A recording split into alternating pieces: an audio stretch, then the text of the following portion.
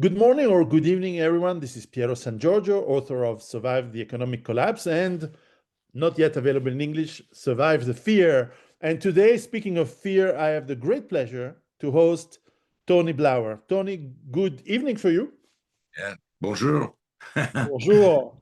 Et je parle un peu français, but we got to do this in English. My French, if my wife was here, she'd be laughing now at That's all right. That's all right. Where are you based in the US, I presume, or Canada? yeah, near San Diego. But I grew Oh, up San Diego.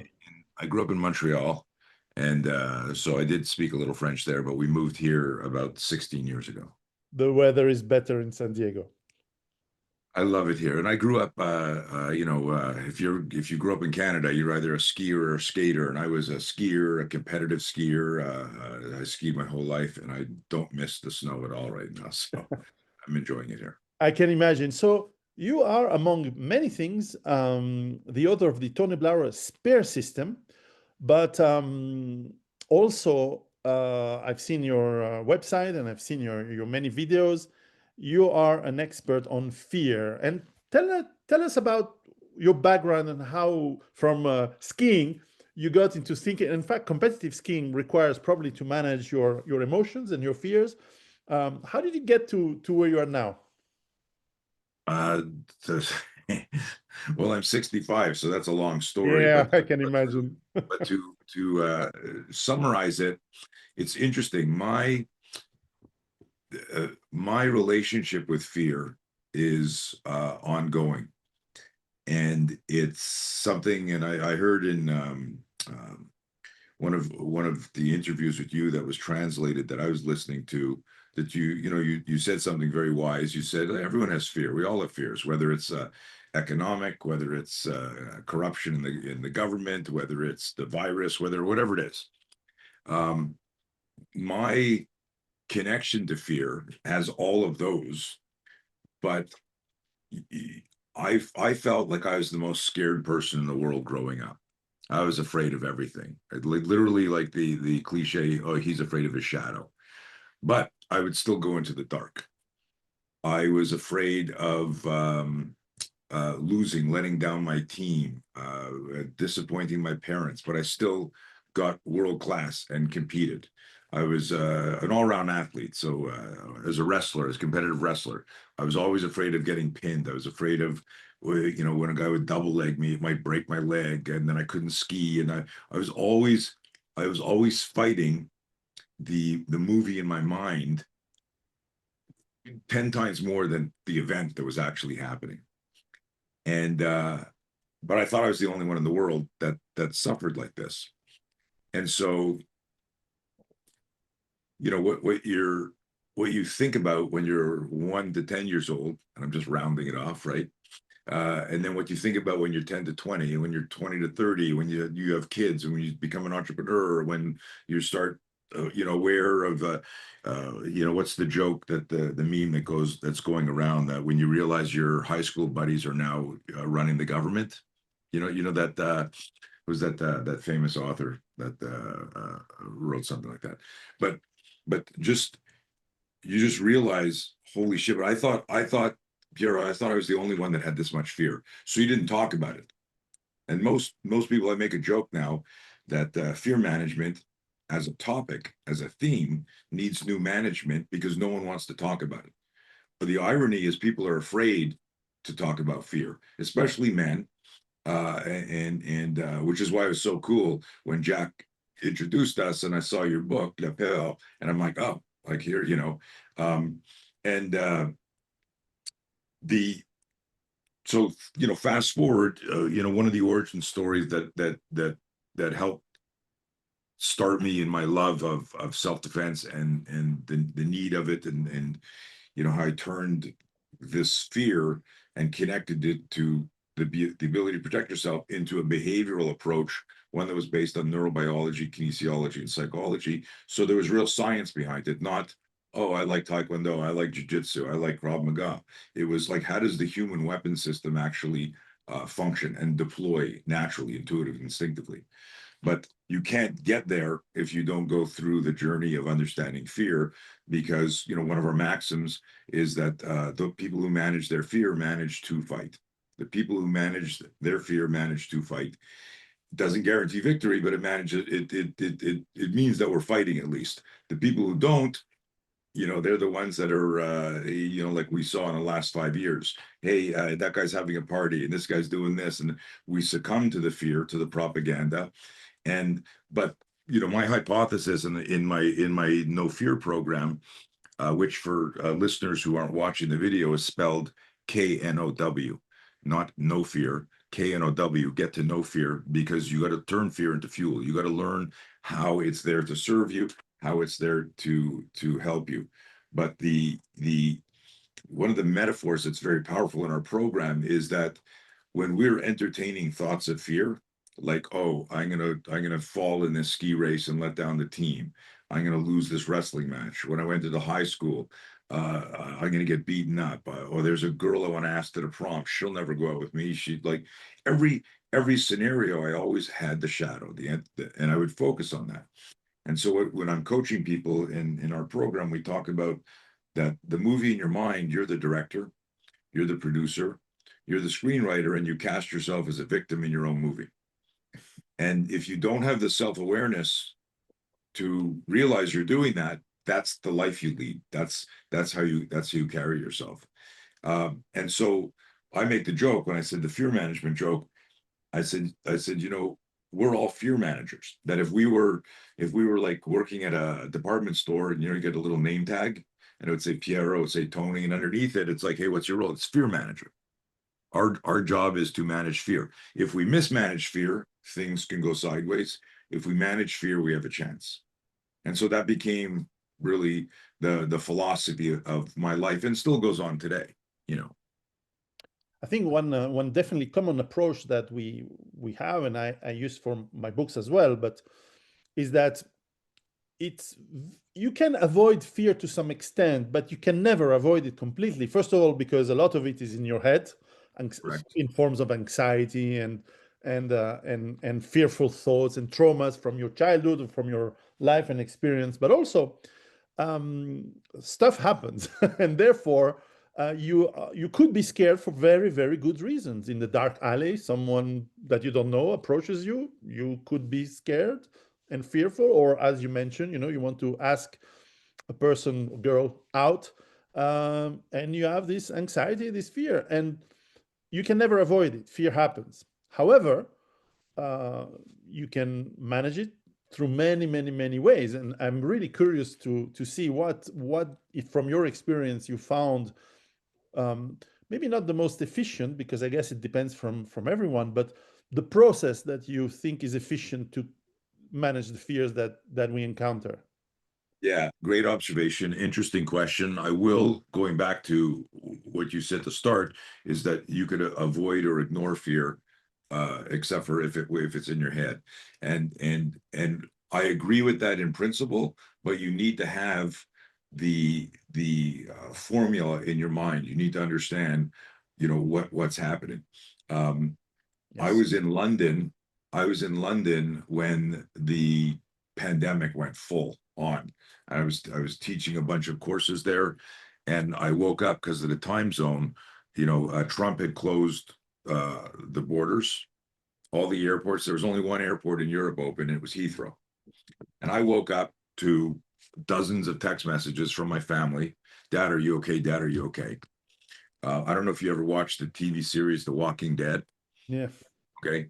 And for those of you who haven't watched it, my son was watching it when it first came out, and I'd make fun of him. I go, "What are you watching a stupid zombie movie for?" Right? And I'd be in the kitchen getting something, and I'd hear that, and I go like, "I can't believe you're watching this crap." So one night I started watching it.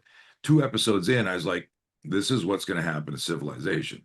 This is this is a story about power, greed, fear, corruption. It just happens to have zombies." But it's really well written, and of course, you know exactly what I'm talking about. My point being here is that um, I woke up and I had a dozen text messages. Are you okay? Did you hear the borders closed? Everything's closed. Are you going to be able to get out of Europe? What's going on? My kids. And I'm like, and so if I go back to my movie metaphor, and you're a guy who buys and sells movies, and I go, let me give you a treatment to read. Here's the story synopsis. If I'm doing a good job, you're living that story. It's like it's a dream, right? It's we read something good, we lose our time, we wake up from a nightmare, we're going, thank God it was a nightmare, it was real for us. My physiology changed right away. Immediately, and remember, I'm predisposed to this. My whole life is about trying to understand fear and help other people manage fear. And I do want to say this, it's not a pat on the back or an observation, but there are people, Piero, that they're unicorns in the world. And very often, if you're an athlete or a singer or an actor, and you look at the people that you think are the unicorns, the best in the world, and we aspire to be like them because they inspire us. And we don't realize, like Sir Laurence Olivier used to throw up before he went on stage. Mike Tyson used to throw up before he would go fight. In all of these people, we see the highlights of their career and we make an assumption. We go, we want to be that good. We don't know what demons or trauma or darkness or rituals they do. You were asking me about process and stuff like, whether it's breathing or meditation and things like that. And I don't want to get to that because it's very interesting. But I make this joke. I said this on a podcast a couple of years ago, and it sticks. And I repeat it, that if you're looking at somebody who's a unicorn, they're just everything they touch is golden. We all know that friend that whatever business he's in, it does well. Whatever girl he asks out, they get the date. He's the Midas touch expression. If you're wondering how that person does it, then the first thing you need to realize is you're not a unicorn. And if you're not a unicorn, you're never going to be a unicorn. Like there's like, when we look at, let's say, Mozart, if all the stories are true, and we go, oh, he was writing stuff at 7 years old like this. How did he do that? Well, other unicorns were doing that. They go, well, he just did this and he just played, right? So I make that observation because the most important thing in managing fear is self-awareness. And if you want to self-actualize in life, become the best version that you can be, you need to have self-awareness. And here's an interesting thing about danger from propaganda, but also the propaganda can come from inside. It's your belief systems, how you were raised. When I was looking at the texts when I was in London, that every airport is closed and everything, except for Heathrow, immediately my physiology changed, my breathing changed. I was freaking out. I was like, what should I do? What if I'm stuck in in London? And then I started imagining the zombies, the virus and the zombies. And my brain was just boom, boom, producing that. But here's the self-awareness piece. I realized what I was doing. And I noticed, okay, my physiology's changing, my breathing changing, my thinking's changing. And I immediately started breathing, right? And so, and you know this, breathing is the fastest way to connect and go from a sympathetic state to a parasympathetic state. And I know it looks like you want to inject something there, but I do No, want no, to. it's exactly that. We have an expression in French that say je bois vos paroles. It means I'm drinking your words, because this is exactly what I wrote in my book. It's fantastic. The only difference, of course, it's in French. I say reconnaître la peur is no fear in your book and in Okay, your program. No, And I yeah, say reconnaître is recognize fear, is understanding it. Exactly, yes, of course. beautiful. So the distinction here with the self-awareness, situation awareness, and the propaganda outside, the propaganda inside. So an erroneous belief, I don't use the word propaganda. I just came out now because of our talk. But I talk about, like an erroneous belief. You grow up being told something about whether a person, place, or thing, that becomes your belief system. That's going to organize your brain around fear, around prejudice, around reaction versus, thoughtfulness or introspection or whatever. But the distinction here is the breathing part, and this is so subtle and so important, is if somebody were attacking me, if this was like, I make this joke. It was actually on Jack's podcast many years ago, where the first time I said, how did cavemen fight? We were talking about what's the best martial art or self-defense for the street. Or no, he said, what's the best martial art for the street? And I said, art is for a museum. And then I said, how did cavemen fight? Was there like a karate kung fu studio in a cave? like when we were hunters and gatherers? No, people just fought as human weapons.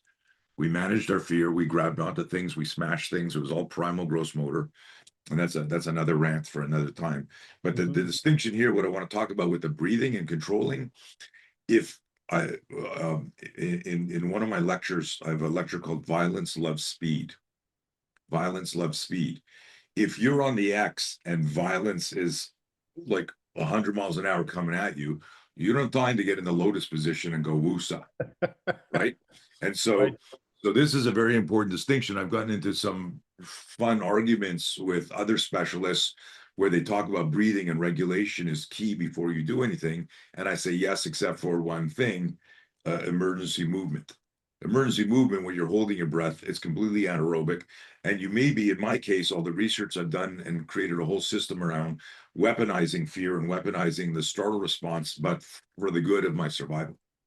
Yes. Right? Like people weaponize fear through propaganda and to manipulate people. We need to go, okay, I'm going to weaponize fear for myself, meaning I need to be a human weapon. That's our tagline: become a human weapon. And so it's fascinating that if violence loves speed, when there's sudden violence, it bypasses executive function. Executive function or hijacks executive function, and it bypasses your cognitive brain, and you go right into like a limbic or amygdala type influence response. So if I jump through the screen here, you wouldn't do wax on, wax off. But I asked you as a martial artist, I go, what would you do if I threw a punch at you? You'd say, well, I'd block it, I'd slip it, I'd kick you. I'd say, this is Sparta. We would do something. So we all have theoretical answers. But when the shit happens, executive function is hijacked.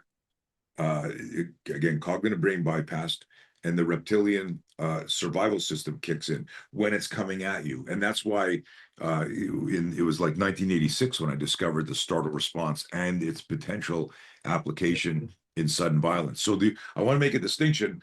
I do, like this morning, I'm dealing with some insane back nerve issues, and it's creating when the pressure's on the nerve and I have a flare up, my body, like my nervous system is jacked up, my sleep is jacked up. And so this morning I got on the floor, I laid down, and before I got on the podcast, I was doing just 10 minutes of just controlled breathing, focusing on, I mean, there's all different protocols, but I was working to regulate my nervous system so I could have a good conversation with you.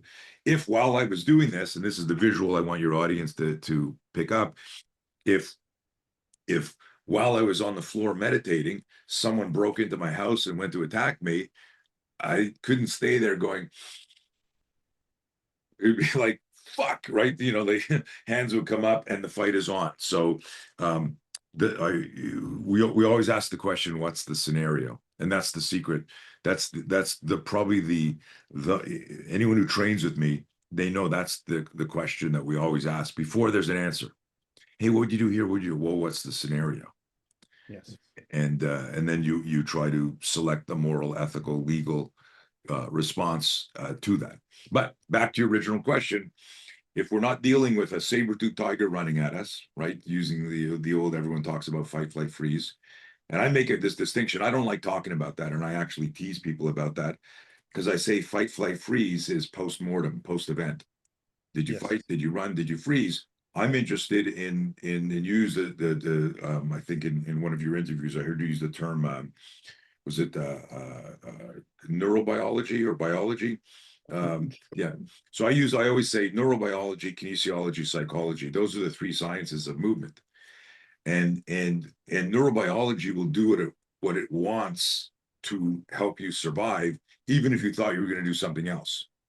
So if I say don't move, I'm going to throw a punch, and your nervous system said, like, we don't trust this guy, and you better protect your head. And you can see that in professional fighters too when they're surprised. You see the startle response and moving away and things like that. So it's a very fascinating, complex system. But I go, what's the scenario if I've got time to pause and go from dysregulated to regulated through breathing and meditation? Obviously do that. And that can give you a better place to ask the next question. What's the scenario?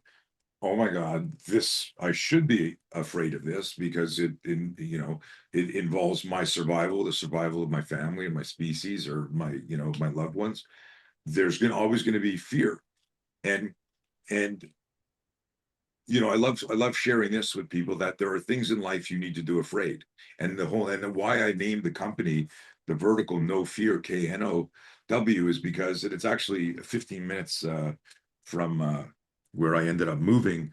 You remember the company No Fear? They were like an apparel company, but they Yes. they sponsored all the adrenaline sports, and they had all the cool T-shirts when we were growing up. I had every one of their T-shirts. I used to wear them when I would teach, and it was a No Fear shirt, right? Spelled N-O Fear, and they had cool graphics. And I would wear them when I would teach self-defense. And I go, how many of you want to have no fear, right? And no fear, right? And everyone like, yeah. I go, I bought all their shirts and they're defective because I still have fear. I have fear of public speaking. I'm up on stage here and I'm nervous now, right? And they'd all laugh.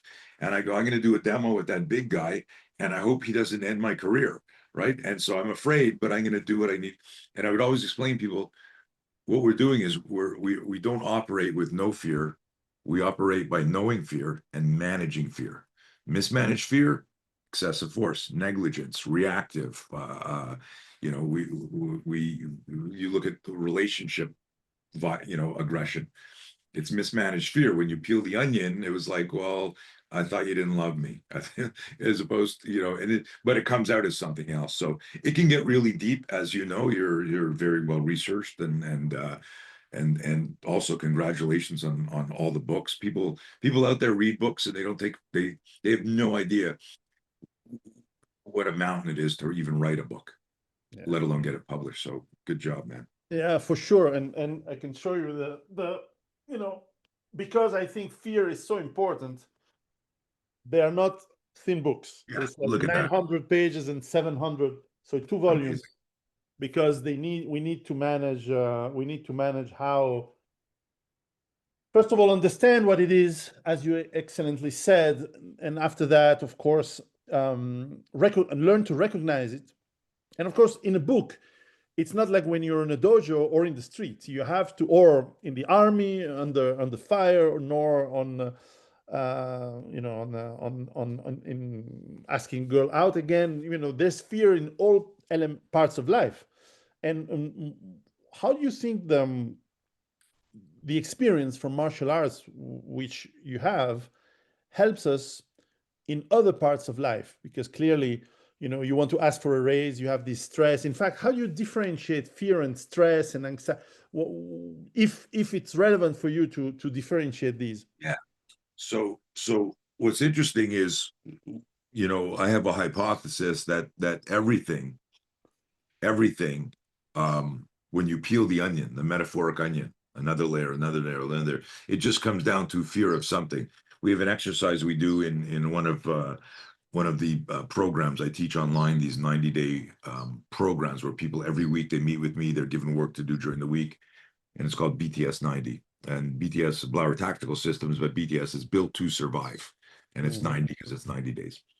And one of the exercises I have them do is like to take certain things that create stress and where they're avoiding or they're hesitating or like it's one of those things. It's like pulling teeth every time you have to do it, and ask at least 7 questions. And the question is just why, and just be honest. And sometimes it could take 5 minutes. Sometimes it could take a couple of days.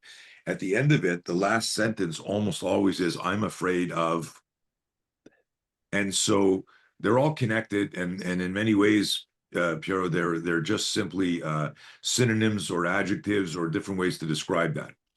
Where I go, hey, I love I love telling this story. I was down at Fort Bragg working with one of their tier one military groups many years ago, Yeah. and we met on the weekend. I'm there for a week-long course, and I met with two of the operators that are helping put on the course with me. We're going over to hold the week-long plan, and then one of the guys says to me, "Hey, I'm going jumping later. Do you want to come?" And I know he means skydiving, Yeah. and I'm afraid of heights. And I say to him, um, Yeah, I mean, like jumping, and I take my fingers on the table and I go like this. I mean, like up and down. You're gonna jump up and down. He goes, ha ha, very funny. He says, out of an airplane. I said, I went like this. I looked at my watch and I went, oh my God, I'm busy until the course starts on Monday. He goes, oh, really? He goes, aren't you Mr. And he does air quotes, Mr. Fear Management? And I said, yeah, I'm managing my fear by not jumping out of the airplane. And he laughs and his buddy laughs, but he laughs like, ha ha ha, good one. His buddy laughs a nervous laugh. And I immediately know, and they're both, to be in this unit, you got to be qualified to jump. You know, they do Halo, they do everything, right? The 28,000 feet, like just crazy stuff, right? Um, but I knew he didn't like jumping because of the way he laughed. You could tell from the body language and the type of laugh. And I looked at the guy who asked me, I said, are you afraid of jumping? He said, no, I love it. He said, I got, I don't know, like 700 jumps. I go whenever I can. I go, you don't have any fear? He goes, no, I love it. I said, okay. I said, listen, I'm going to come watch you jump today. And what I'd like to do is I would like to pack your parachute for you and your secondary chute. And he looks at me and I go, by the way, my wife doesn't let me like fold any clothes. I'm horrible at folding shit. She was like she won't let me touch laundry. And he looks at me and he goes like this. He goes, you're not coming anywhere near my parachute. And Exactly. I looked at him and I said, what are you visualizing right now? I said, fear? What are you visualizing? And he goes like this, Pierre. He goes, and so the story, if you're following the subtlety of the story, is this guy had fear of a malfunction. And so he had a very specific ritual in who could touch his equipment, if it was him or somebody he trusted. And when I introduced a change in his ritual, he got a fear spike that triggered a movie in his mind of a failure on a jump. And so the lesson here is when you do something enough time, it's called stress inoculation. You know the term, you do it over, your body adapts to it. What you want is the adaptation to be like effective and efficient and intelligent adaptation. That's the problem with us is a lot of people have erroneous beliefs or they're learning, you know, I have an expression I love. I go, be careful what you practice. You might get really good at the wrong thing. Be Yes. careful what you practice. You might get really good at the wrong thing. Oh, And yes. so he was blown away by that because like in literally a minute I introduced a massive fear spike to him that he had to go, okay, nobody's touching my chute, I'm good. What does that mean for your listeners and everyone else is this idea that when you start training and you start contemplating things, you can feel paranoid and more fear, but as you continue to train, your body understands what it's supposed to do, and you can shorten the gap between stimulus response, that refractory delay, right? And so what you want, when I was talking about good training, just improves mind speed. I don't like the term muscle memory. I don't use it. I depending on the audience, I'll tease people about it, where I go, muscles don't have memory. There's motor engrams, there's neural patterns, but your muscles alone, if I've got a gun in my hand and someone chops my arm isn't going to shoot him. There's no muscle memory. It's got to be connected to my nervous system, my situational awareness, and so on and so forth. So um, it's a fascinating concept, and I completely forgot what we were talking about. I just went down 10 rabbit holes. No, but certainly this is exactly, it's very interesting because clearly, um, maybe we can say also mastery of behavior reduces the fear of that this behavior entitles. And your example about parachute is that if you want to master a parachute jump, you better pack your own parachute. It's not a question necessarily of trust, but you trust yourself that you know Right. how to do it. And then, of course, there is the um, habit of doing it again and again and again. I agree with you. Muscle memory is a bad concept, but certainly you get familiar with a practice that could be fearful, and because you have mastery, you learn to not take it for granted. So that every time you're focused and concentrated, because clearly some people have this problem, especially, car accidents happen when, you go from home, the beginning, and when you get Yeah. home, because, you're so familiar with the path that you're not careful anymore. And that's where the accident happens. so you have to be and when the accident happens, you are fearful, and maybe your reflexes are not good because you haven't practiced that. So I understand that, and I think our audience will clearly understand that. So to come back to the where you sidetracked, but it was really good. Um, the How does the training you provide, the Oh, experience the you martial have arts. help us for all kinds of fears, not necessarily ones that you mentioned, parachute, not necessarily the ones of daily day-to-day life. Yeah, so this is a very interesting question because, I've trained now. I started teaching in 1977 when I was 17 years old. Wow. I started teaching professionally in 1980 when I was 20. I was teaching privately for 5 years, and I opened up a school in 1985. And I've only ever taught martial arts since 1985. And should say like practical self-defense, because it's under the umbrella of martial arts, but it's not martial arts. And so I've only had one job since 1985, and I've gotten pretty good at it. And I've noticed that everyone who gets at a high level, um, I'm trying to think about how I should say this, because I'm not trying to be polite, because I'm fairly outspoken, We don't but need to be. it's everyone um, at a high level states this helps you manage fear in life because you do this, you do that, but still, no matter what degree somebody is, what martial art they have, those people still have the same fears you talk about with propaganda, with manipulation. We still saw the same 50-50 split in people who bought the whole I don't know what censored on YouTube or whatever, but the whole thing that happened 5-6 years ago, and then people that were like going, "What the fuck's going on? Why are they offering donuts to get a fucking needle? Here's a lottery? What?" Um, so, uh, and some of those people, and I'm sure you knew some, like people you thought were super, super smart, going, "Let's do this." And you're going, well, wait a minute, what happened to critical thinking? Yeah, Well, you can't have critical thinking if you can't manage fear. exactly. So, Very so good. here's probably one of the most potent parts of my observation through looking at the world through this no fear lens is situational awareness is arguably one of the most important skills we can have, right? To understand what's going on around us. Ralph Waldo Emerson said, what goes on around you compares little with what goes on inside you. That's the self-awareness piece. So I made this connection that the degree of clarity of my self-awareness is directly connected to the degree of clarity of my situational awareness.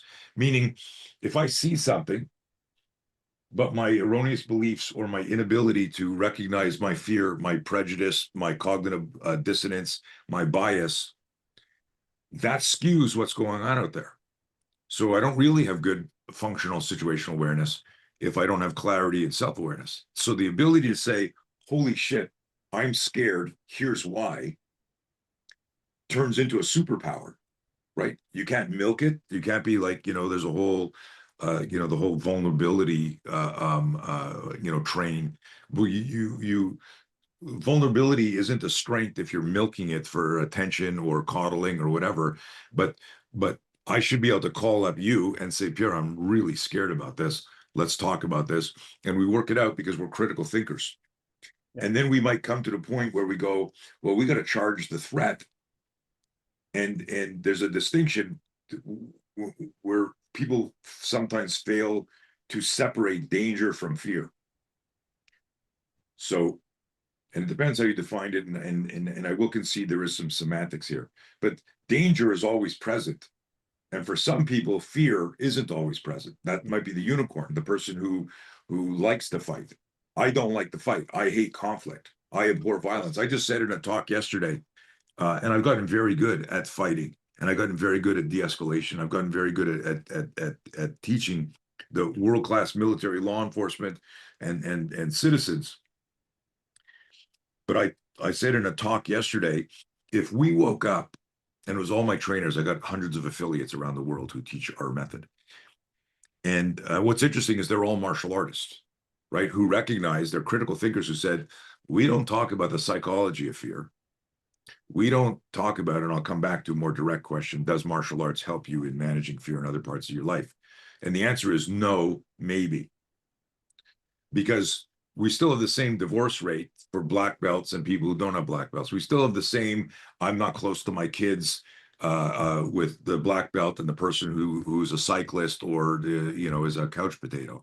We still have people who hate their job if they're teaching Monday, Wednesday, Friday night. They love their working at the dojo, but they got a job. In other words, the psychology and behavior of life isn't altered. Now, there are unicorns. There are people in there, but in general, what the black belt gives you is, that comes back to the expression, careful what you practice, you might get really good at the wrong thing. It gives you a skill set and an adaptation for sparring or tournaments, or, we launched a course called Be Your Own Bodyguard in 2012 or 14. It was the result of 30 years of my research. It was a one-day self-defense course taught with the same focus as a tactical first aid course. 3Ds: detect, diffuse, defend, understanding more about situational awareness, understanding more about verbal de-escalation, both to yourself and your threat, and then simple primal gross motor movements taught in one day. It was safer in a day. Be your own bodyguard. Guess who I received the most hate from, the most bullying from death threats to challenge matches? High-level martial artists online. Then nobody looked up my background to see that I'm one of the most recognized self-defense, but not just a guy who teaches self-defense, who's actually created programs that have been adopted by governments, not like this guy here, that guy here. They didn't look at that. They looked at the ad, Be Your Own Bodyguard, safer in a day, one day. And what they did, and I got the most hate from black belts, MMA, jiu-jitsu. And so you would think that in the old days, you remember when we started martial arts, like the pillars of integrity, of ethics, of honor, of truth, right? But that, you look what happened to Charlie Kirk recently. Nobody wants to have a conversation, right? So I haven't found that and I did this. I remember when I was really developing our fear management program, I was in Nashville giving a seminar, and I was trying to get more people for it. So I went. I was there early visiting a buddy, and I went to 3 or 4 dojos to invite them to the seminar, and they weren't very welcoming. They weren't like, "Oh, so good to meet you." They were, "Hey, my name's Tony Blauer. I've been in Black Belt Magazine a bunch of times. I've been all these." Like, "I got a seminar coming up Saturday. You might want to attend." They were offended that I thought that they should attend a seminar. And when I said the focus on it is going to be how to manage fear, they were offended by that. We teach people, and I asked them, "How do you teach people how to manage fear?" Because I know that my program, and I've taught. I mean, you see my bio, like everybody all over. And like tier 1 units bring me in to talk about the difference between the psychology of fear and the biology of fear. The biology of fear is what's happening automatically. Are you sweating? Do you have butterflies in your stomach? Are you vertically breathing? Can you control that? But the psychology of fear is what you're thinking. And you know this, the mind navigates the body. So how you think, and I wrote this in an article called The Theory of Presumed Compliance, 1993, I wrote, how you think affects how you move. Or sorry, how you think affects how you feel. How you feel affects how you think. Both influence how and when you move. I screwed it up. I'll say it again for everybody. How you think affects how you feel, and how you feel affects how you think. Both influence how you move. So we don't have muscle memory that goes, "Oh, I'm going to run now. I'm going to fight now. Oh, I'm going to do this. Guy's got to, sticking a gun in my face. I'll do this gun disarm that I watched John Wick do."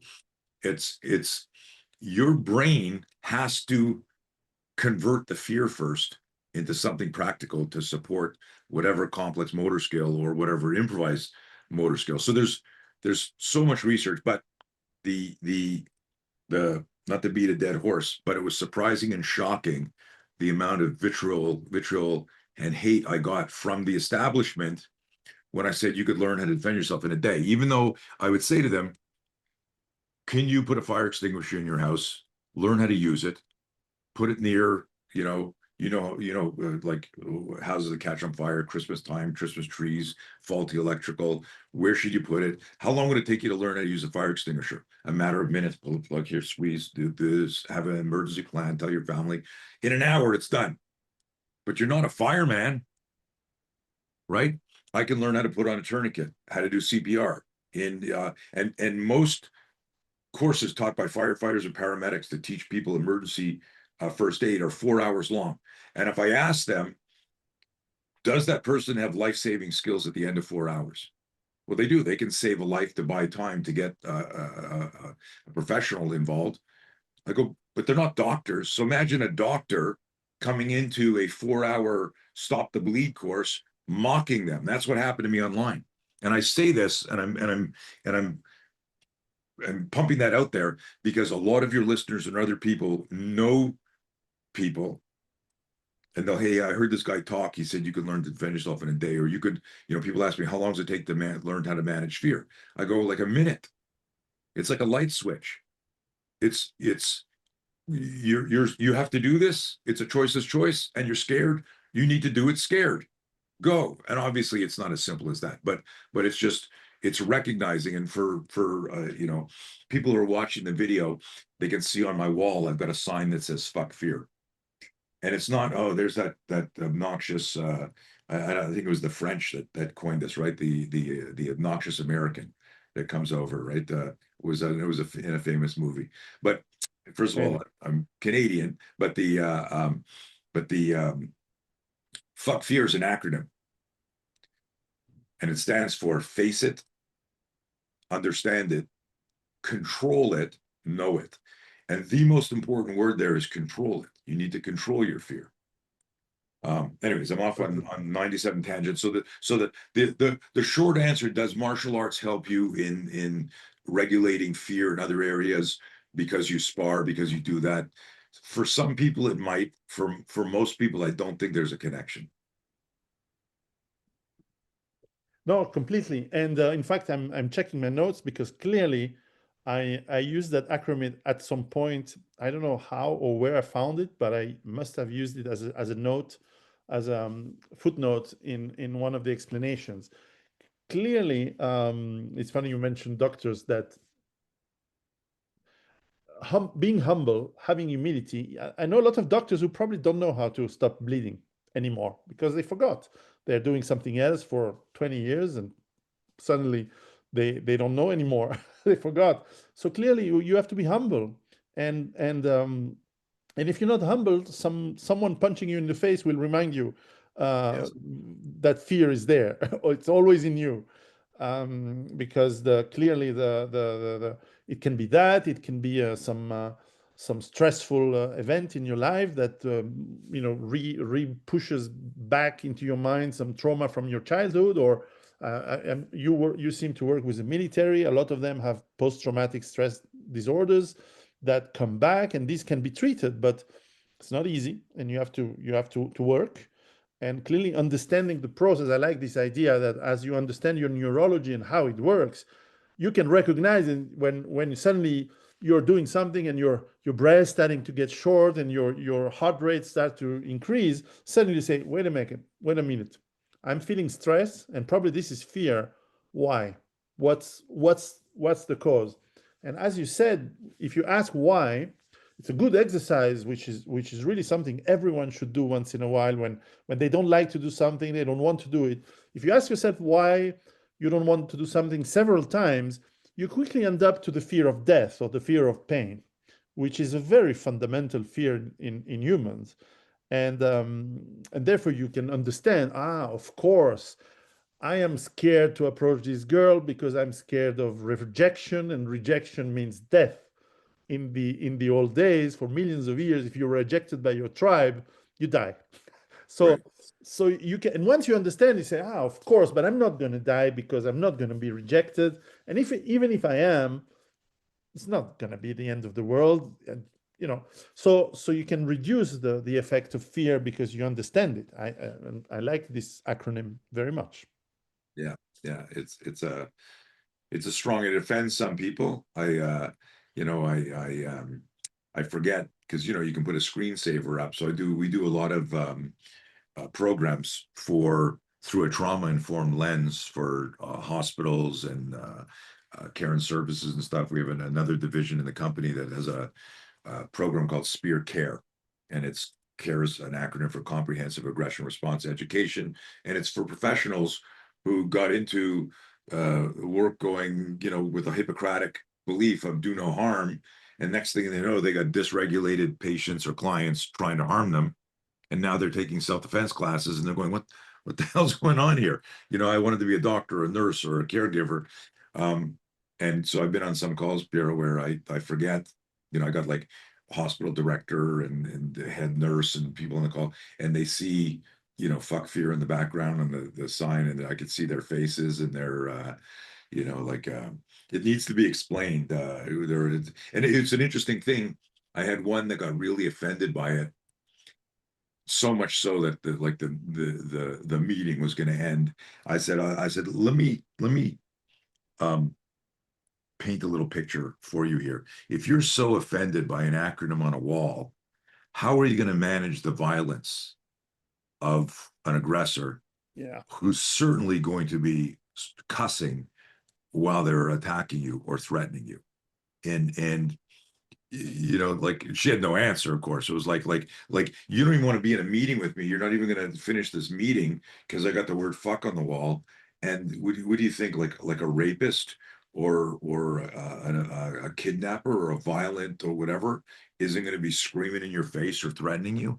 If the words immobilize you, what's going to happen when it gets physical? And so people don't think through the three dimensionality of how to manage violence. And violence isn't just physical violence. So, one of the things I ask people is, when's the last time you beat yourself up? As a mother, as a father, as a friend, when's the last time you beat yourself up? Meaning your negative thoughts, I suck, I'm shit, I'll never, stuff like that. And so, understanding fear and self-defense, and I don't want to get too touchy-feely, but self-defense is holistic. Yes. And we do it, if you look at an expiration date on a product in the fridge, going, shit, oh my god, that's expired, that's a form of self-defense. When you brush your teeth and perform basic hygiene, that's a form of self-defense. When you look both ways before crossing the street, that's self-defense. Yeah. Right? But most people don't know how to defend themselves, but Yeah. they've learned other forms of self-defense, which ties into, a lot of your message and your work. Like, self-defense is way bigger than someone's trying to steal your purse or punch you in the face. Yeah, it's the bottom line, I think, to of course in everything I do, but especially this work on managing fear, is that life is about fighting. It doesn't mean fighting necessarily people, but it's about fighting to become better. It's about fighting to raise a family. It's not easy. I have 4 kids. I know it's difficult. And speaking of self-defense, I teach and I send my kids also to self-defense, especially my daughters. But I want realistic self-defense. And indeed, as you said, and I remember very well that course with my girls, where the teacher, which is a specialist for women, is not going to teach them these fancy little tricks to get the thumb, and doesn't work. A rapist or an aggressor is going to use his massive advantage on weight and muscle and cursing and violence and speed and noise, etc., to get over you. So you have to really work your instincts, and the fear will be there in between, and so it's always have to be taken into account. But the bottom end is fight. Fight physically, yes, maybe. Fight psychologically, fight to be better. All of that is it. And this is why I think a lot of psychologists, like you can do behaviorism, you can do exposition, you can do a lot of therapies if you have phobia or anxiety. But if you don't learn to defend yourself, to fight, to have this approach like the one you're explaining, you're missing a big part of what managing your emotions is about. Agree. And the I agree with all of that. And the like, everything is a fight. And some people get hung up on the words and the semantics. I would always tease people when they go, "Oh, that's just semantics." I go, "Then why'd you say something? Like if it's just semantics, why did you need to interrupt and tell me you disagree? You know, or you thought I should use a different word." But the reality is, uh, the everything we want to improve becomes a fight. There's an obstacle, there's a challenge there. And the biggest thing, and I think we're on the same page with this, is I just take it to this level where I go, unless you're a unicorn, there's always going to be fear present. Oh yeah. You know, where it even to the point where we can make fun of it, where I'll go, hey, if I came to visit you and I said, hey, I'm in town, and I said, let's grab a bite to eat, even though you're a fear management expert, you've studied the whole thing, you might pause and go, where should I take Tony? He's a guest visiting. What restaurant would he like to go? And I make fun. I go, the act of going, should we do fish or should we do steak? The indecision is born of fear. Yeah. Not dangerous fear, but I don't want to make the wrong choice because I want this to be a great dinner. You know, I hope this place is good. Should we go to this movie? Let's read a review. That's fear. Like you can distill it down to that. And again, I don't want people to go, okay, you're taking it too far. What I'm just saying is that at every level, um, if mind speed in life is the most important thing, how fast can you make a decision? And then you course correct on the way. But that indecision is how people find themselves, 80 years old in a rocking chair going, I never did this, or they're on the ground in the fetal position under, right? Every victim of violence, here's some interesting stats. First, go back to self-defense for a second. Every victim of violence who lived to tell the tale said they had a bad feeling before the attack. Oh yeah. So their intuition says something's wrong, but because they can't manage the fear, so the first place, we ask me before people get into my research, I go, if you were sucker punched, uh, where's the first place that you're hit? And everyone goes, well, the face or the head or the body. I go, but consider this. Like, and then I ask people who's been sucker punched in a fight, punch people in the room. Did you know before that sound on your head that there was a problem? They all said, yeah. So every victim of violence who lived to tell the tale said they had a bad feeling before the attack. But the problem is we are not training holistically, where Yeah. we're teaching people your instincts and intuition are the pre-contact, the energetic pre-contact cue to, when you work with, when I teach defensive tactics to law enforcement or combatives to military, and I go, tell me when I'm going to reach for my gun, and they'll see me start to move or, lift up a shirt. These are called pre-contact indicators. So we look at, there's a guy standing there and all of a sudden he starts to blade and his hands come up. They go, yeah, I saw you shift your weight. I saw you put your foot here. You started to ball your foot up. We need to expand that to we have a whole graphic called the timeline of violence that shows it from like this big picture where it's like D1, detect and avoid, the situational awareness. D2, detect, diffuse and de-escalate. Defuse spelled DEFUSE, to take the fuse out. And then defend is a last resort. But most people focus on this, the fighting part is the physical. And what I would want your audience that's familiar with your metaphor for fighting is to consider that the fighting has to expand to the situational awareness part, which you talk about, is like, hey, see this coming. Yeah.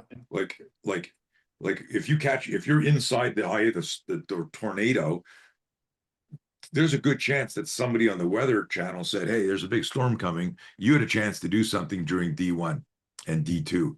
But if you wait, because you do no training, you do no prep, you make no choices there, you don't manage your fear, now you're in D3, now you're in the fight.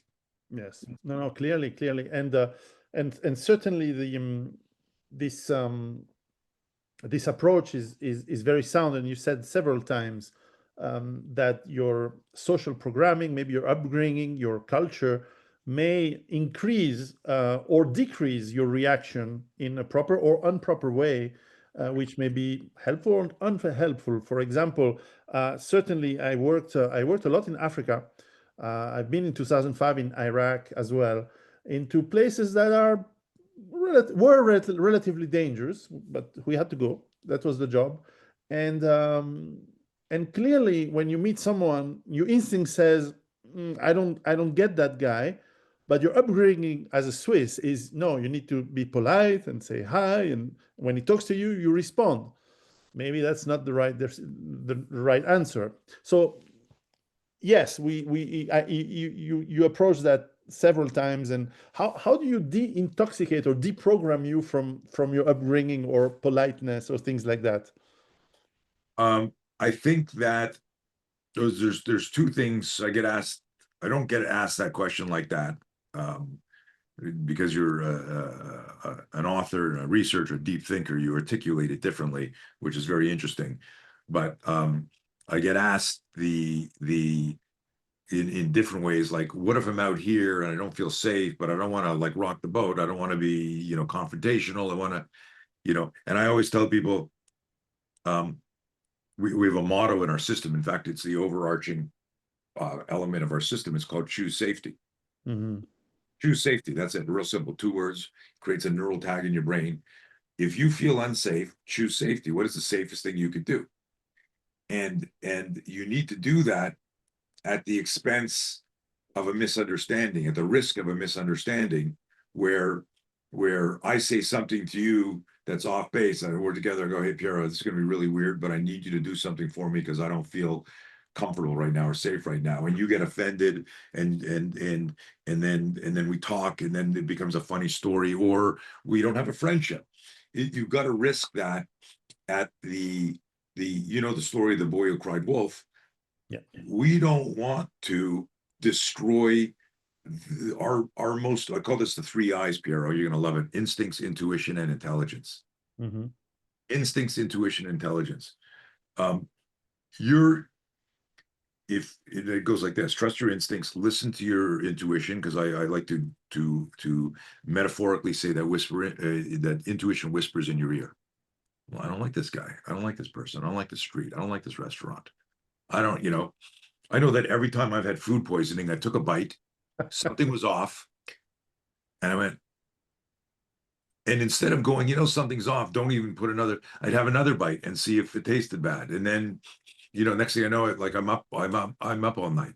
We get every betrayal. I ask people in our workshops, I ask 3 questions. Would you put your hands up? Have any of you ever been betrayed in a romantic relationship? Almost everyone in the room. Have you ever been betrayed by a friend? Almost everyone in the room. Have you ever been betrayed in business? Almost everyone in the room. I go, so how about this next question? After the dust settled,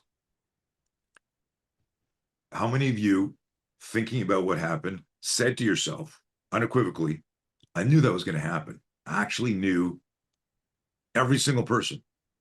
I go, so your intuition a year ago, 10 years ago, 3 years ago, whenever the relationship started, said there's something off there, but you didn't trust your intuition. You didn't choose safety. And in some cases in business, um, choosing safety might be, I need to get some references. I need to talk to some people. I need a cosigner. I need to, in a relationship, it might be go on a few more dates, get some, like, whatever it is. And this isn't, of course, I'm not pretending to be a therapist on Zoom. People change and things change, but in general, when I do this social experiment of betrayal, 100% of the time, I get the same answers all over the world. And what I tie it back to is intuition, trusting. We don't teach people to trust their intuition. And let's loop this back here to the true safety model. If my intuition, I'm somewhere, a party, I stepped away for a second, and then I'm looking at a drink that I left open on the bar. And all of a sudden I get this paranoid thought that maybe somebody tampered with it. The safest thing to do is dump the drink, not to go, no, they wouldn't do that. I live in a safe neighborhood, right? You know this from just life.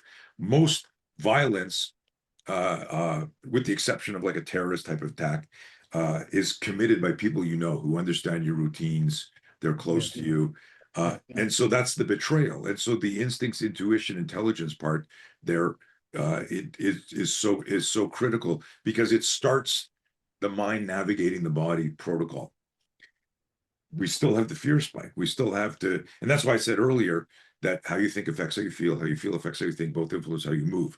If you're wrestling with the I can't believe this is happening to me, right? That's denial, right? So we got to clear. And I always say this, you've handled firearms and you got training, and so I got a lot of you got cops and military listening to this. Psychological fear, not physiological or biological fear. Psychological fear needs to be cleared like a stovepipe. You have an operating system, you're moving towards, and all of a sudden, click. The fear spike stops you from taking decisive action. You need the self-awareness to go, I'm visualizing something negative. And I use the acronym for fear as false expectations appearing real. When I'm visualizing something in the future that's debilitating me, immobilizing me, or slowing me down in the present, meaning it's a future event. It hasn't even happened, but it's changing my momentum right now. And that doesn't mean we run like recklessly towards stuff, going no fear, yelling like that. If you can, you research and you plan, right? Yes. You don't just run in. The mission is I got to tackle this relationship, financial, health, violence. I got to tackle it. I would like as much planning and prep time as possible. Sometimes that's not possible, but it all starts with to me the fear management. If I switch gears before we conclude, a lot of people today, even the best of us, they see that the world is becoming a very unpredictable and dangerous place. We have wars, we have social turmoil, we have riots over the last 5 or 6 years. It kept increasing. We have leadership. I'm not putting names, but that is also unpredictable. Let's put it this way in all our countries, and therefore we see these events which are scary, which have impact on us, on which we cannot really avoid them easily, and certainly we have very little grasp on them. We're not going to decide whether tomorrow there's a war with China, or or your city goes up in flames because some crazy guy was shot by the police, and all this crazy stuff. Um, how do you manage that kind of fear? That's a huge, huge question, and if there was one answer, you know, we'd both be very famous if we had an answer for that. Um, I'm split just because of the way I'm wired and what I believe. I never finished this thought, and I'm glad you brought that up because it reminded me of it. And I was just saying this group yesterday it was a call on Sunday with a bunch of my affiliates all over the world, and I reminded them that I abhor fear and violence so much that I wish that I could wake up and there's no fear and violence tomorrow. And if there was no fear and violence tomorrow, I'd be out of a job and I'd be happy with that. I know that my resilience and my mindset, I'd find another job, whatever it is, to provide for my family. But I wish there was no fear and violence. Obviously, that's not going to happen because it's always been there from caveman time Exactly. to this minute now while we're recording. So I've got a real spiritual side of me, and I abhor it so much. And it's why I've created such an effective and practical system, because I live it. I'm not a unicorn. I'm not like, I've had people say to me after being on stage for 5 hours doing a talk on sharing all of my secrets of fear, right? And they say, hey, what's it like to have no fear? And I go, what are you talking about, man? I was afraid to get up on stage before, right? But I know why I'm afraid. I can break it down. I can do my 7 questions, and when you know exactly what you're afraid of, you can manage your fear and move towards the goal. Yeah. And if you're not afraid, fantastic, move towards the goal. So to answer your question, the metaphysical question of it, um, every day I'm reminded about one of the greatest curses uh, uh, known, and a cause of so much of this is social media. And every day I'm reminded of how much I hate it, and hate mainstream media, and hate social media. But I've gone on road trips. I can go down to the town where I live and find people walking their dog, surfing in the ocean, sitting on the beach. And over there's a group of assholes fucking, destroying a statue. But for the most part, what we see in the world, in the news of the world burning, is a small percentage. That doesn't mean there isn't a danger. There's a whole globalization and the whole all of that shit. That's dangerous. What's going on, and there's no way that if the pendulum doesn't switch, that there's no way that doesn't go into a dark direction, with the all empires end, type uh, ending, if you will. But for the most part, I wrestle with, just take care of myself and my family, do the best I can, try to be a good person, try to make the world a better place, try to put out intelligent, if you look at the content of my Instagram feed and everything, it's all about mindset and fear management. I've been shadow banned for 5 years on Instagram, right? Oh, Aren't here's we all? Aren't yeah. we all? Yeah, Good so for it's crazy. So there's that reality where there's a bunch of people who don't really give a shit about us, trying to protect their assets and have this idea, of like, you listen to, whether it's Gates and other people talking about population control and shit, and you're like, holy fuck. But there are people doing that and actively doing that. And you look at immigration policies and you look at increases in crime and rape, and you can see it's like being on a beach in a tsunami area, and there's the warnings there, and then someone goes, oh, there was an earthquake out at sea, and this is the epicenter for that. And you're sitting there going, should I put on sunblock or not? What's the latest scare as far? And you're going, you should be really getting off the fucking beach right now, right? And the ocean, like, so, that's the D1 part. And then I'm like, okay, can I really influence or do anything about that? I've got to take care of myself, my family. So I'm split. I'm split on that. I don't have an answer other than I know that, like you, like me, I've got a big audience that derives a lot of value out of this. I've got people that on a regular basis, say how much the program and the training has helped them, and that's all I can do. But I will say that if you look at social media, you think there's a riot and a fire and a murder and abduction going on all the time, 24/7. And while that shit goes on, it's not as bad as we think. At the same time, it's as bad as we think. So Tony, this was an excellent conversation, and I could go on for hours, I'm sure. Where can people learn more about you? well, I'm shadow banned, so they got to call you, and you can put them in touch with me. Just kidding.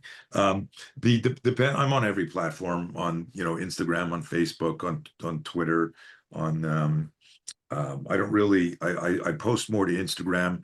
The best thing you could do is go to my website, Blauer Training Systems or Blauer Tactical. Just Google it and get on my newsletter, because they can't. I mean, I suppose somebody could stop that. I post to Substack a lot of really, really powerful articles so you just Google me anywhere, whatever you like, and you'll find me there. Very well. I will put the links in the description of the video. Check them out, click them. It's going to be very interesting. Tony, thank you very much for your time. We should do this again. And if you're coming to Europe, let me know in advance. I would love to get to one of your seminars or trainings. It would be fun. Absolutely. It was an honor and a pleasure to meet you. And thanks, Jack, for introducing us. And happy to have more conversations. And I've got a podcast called the No Fear Podcast. Cool. I just got super busy, so I stopped it about a year ago. But we've got well over 100 episodes. So as soon as we wrap that up, I'll return the favor and have you come and A talk about pleasure. your. It would be an honor. Thank you very much. Thanks, man.